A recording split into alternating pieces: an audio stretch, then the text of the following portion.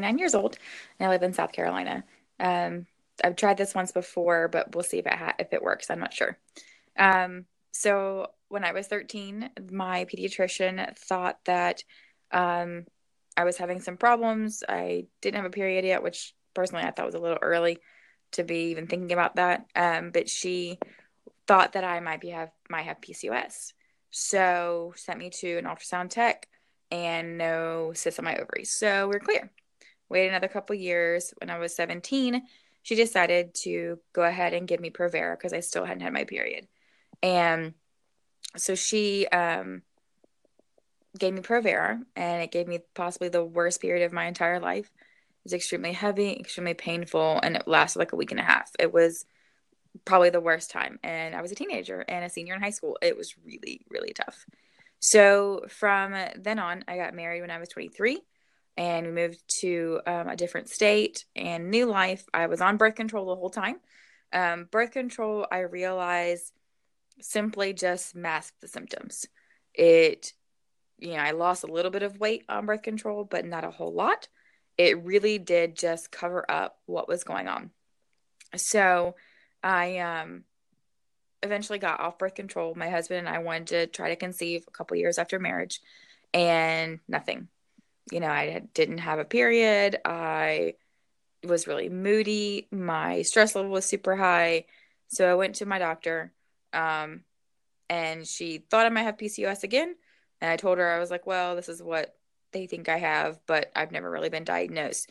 And she gave me a little bit more birth control to try, which I didn't try.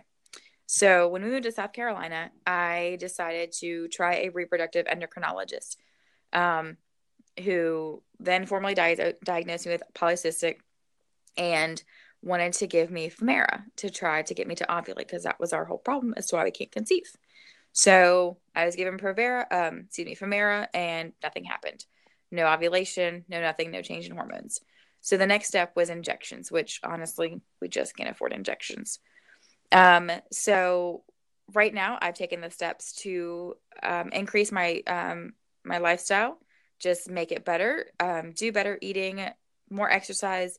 I started following a plan called Trim Healthy Mama, which is more about food pairing. It's all about healthy eating, low carb basically. And I've also implemented some weightlifting, some cardio, things like that. Yoga is one thing I really started to enjoy to really help my PCOS symptoms. I also recently quit my job about 3 weeks ago. I decided that the anxiety and the stress that I was having caused by work was not worth it to my body. Um, I realized all of the things now that PCOS um, can do to my body. And no doctor ever told me that. That was all research. That was all Pinterest. That was Google. That was Facebook groups. That was all kinds of stuff. That's how I found out more information about polycystic. I had to do my own research. That's reading books, doing everything I can, finding all the information I can about this disease that I have. No one else would tell me. That's one thing that I really am passionate about is getting more healthcare professionals informed as to what PCOS is, teaching our doctors, teaching our nurses, having them trained, and not just dishing out birth control to compromise the symptoms, to mask the symptoms, but to actually get to the root of the problem. Um, One thing PCOS has really um, affected me one way is my confidence level is really low. Ever since I was a teenager, I was always teased about the excess hair on my upper lip and on my arm, and how big I was and how overweight I was, and I didn't know how to change those. It didn't matter how much I went and played outside or how much I didn't eat. I was still overweight.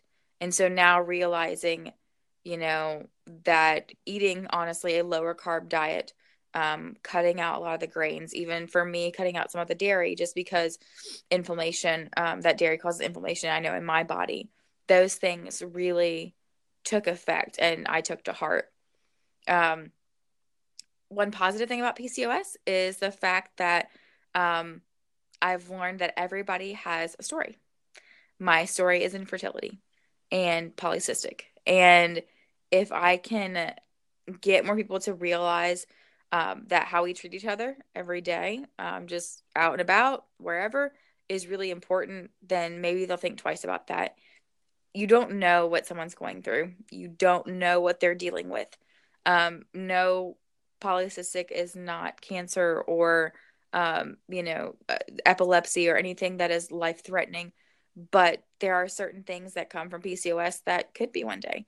I don't want to have diabetes. I don't want to have uterine or ovarian cancer. I don't want to have heart disease. And if I don't change things now, we're going to be in real trouble.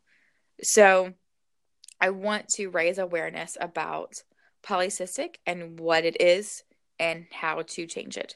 And I just pray and I hope that we can get more funding. The laws that they passed in Congress recently about polycystic being a national health crisis is absolutely amazing. The fact that we are getting leaders of our country to realize that 1 in 10, possibly even 1 in 8 women are dealing with this, that's a big thing. That's all PCOS Challenge and Sasha Adi, and that's writing your senators and telling them what's going on in your life. And if we can get more people informed, that means more money possibly going to PCOS, which means more research and more informed doctors, and hopefully find a cure one day. So I hope this broadcast goes through, and if it goes through twice, then I'm going to be in real trouble because that's what I did before. But if you guys want to check me out on Facebook, follow me, Instagram, all that kind of stuff, that would be awesome. Thanks, guys.